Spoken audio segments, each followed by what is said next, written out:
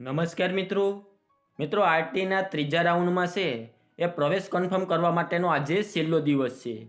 ત્યારબાદ પણ રાજ્યમાં હજી 4556 જેટલી છે એ સીટો ખાલી છે। તો હવે આટલી સીટો ઉપર ચોથો રાઉન્ડ બહાર પાડવામાં આવશે કે નહીં, તો તેમની સંપૂર્ણ માહિતી આજના વિડીયોમાં આપવાનો છું। એની પહેલાં અમારી ચેનલમાં પહેલીવાર આવ્યા હોય તો ચેનલને સબસ્ક્રાઈબ કરી દેજો, જેથી આરટીને લગતી તમામ માહિતી છે એ સૌથી પહેલાં તમારા સુધી પહોંચી શકે। તો મિત્રો આ માહિતી છે આજનું જે દિવ્ય ભાસ્કર છે તેમાં આપવામાં આવેલી હતી। તમે ઉપર તારીખ અને દિવ્ય ભાસ્કર છે તે પણ જોઈ શકો છો। તો તેમાં વાત કરીએ આપણે તો શિક્ષણ વિભાગ દ્વારા છે એ ખાનગી પ્રાથમિક શાળાઓમાં 25% પ્રમાણે ધોરણ 1માં નબળા અને વંચિત જૂથના બાળકોને પ્રવેશ આપવા માટેની છે એ કાર્યવાહી હાથ ધરવામાં આવી હતી, જેમાં ત્રીજા રાઉન્ડમાં છે એ 1353 બાળકો છે તેમને પ્રવેશ ફાળવવામાં આવ્યો હતો અને આજે તેમનો પ્રવેશ કન્ફર્મ કરવા માટેનો છેલ્લો દિવસ છે।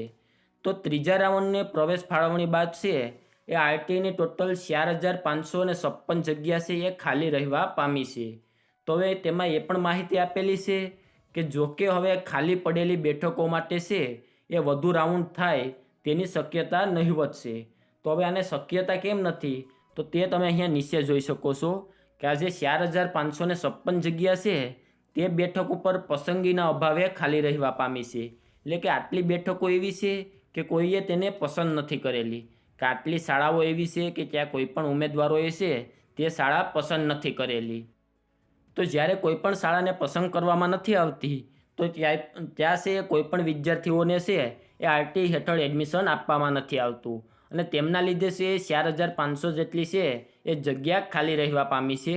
હજી ફાઇનલ નથી થયું કે રાઉન્ડ આવશે કે નહીં। અત્યારે 50% છે એ બંનેના ચાન્સ છે કે 50% રાઉન્ડ ચોથો આવી શકે છે અને 50% એવા ચાન્સ છે કે હવે આગળ પછી રાઉન્ડ નહીં આવે। જો ચોથો રાઉન્ડ બહાર પાડવામાં આવશે તો તેમની સંપૂર્ણ માહિતીનો વિડીયો બનાવી અને તે માહિતી પણ આપવામાં આવશે। તો એના માટે અમારી ચેનલમાં પહેલીવાર આવ્યા હોય તો ચેનલને સબસ્ક્રાઈબ કરી દેજો, જેથી આરટીને લગતી તમામ માહિતી છે એ સૌથી પહેલાં તમારા સુધી પહોંચી શકે। અને આજના વિડીયોમાં આપવામાં આવેલી માહિતી સારી લાગી હોય તો વિડીયોને લાઇક કરી દેજો।